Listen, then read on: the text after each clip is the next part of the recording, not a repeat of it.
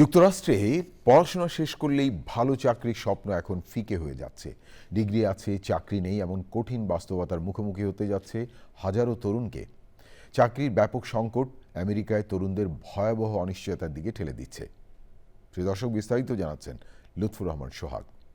অর্থনৈতিক অনিশ্চয়তা, সরকারি চাকরি কমে যাওয়া, যুদ্ধ, ট্যারিফ আর কৃত্রিম বুদ্ধিমত্তা সব মিলিয়ে যুক্তরাষ্ট্রের চাকরির বাজারে ভয়াবহ চাপের মুখে নতুন গ্র্যাজুয়েটরা।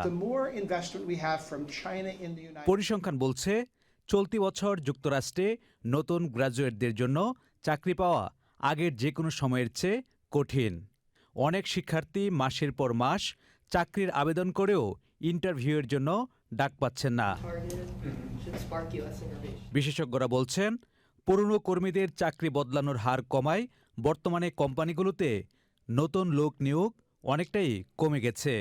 সবচেয়ে বড় প্রভাব ফেলছে এআই। বিভিন্ন কাজে কৃত্রিম বুদ্ধিমত্তার ব্যবহার বাড়ায় চাকরিতে নতুনদের সুযোগ কমছে দ্রুত। এ অবস্থায় তরুণদের ডিগ্রির পাশাপাশি বাস্তব দক্ষতা বাড়ানোর তাগিদ দিচ্ছেন বিশেষজ্ঞরা। তাদের মতে, কৃত্রিম বুদ্ধিমত্তার যুগে চাকরির বাজার দ্রুত বদলে যাওয়ায় তরুণদের পরিবর্তনের সঙ্গে মানিয়ে নিতে হবে। লুৎফর রহমান সোহাগ, চ্যানেল আই।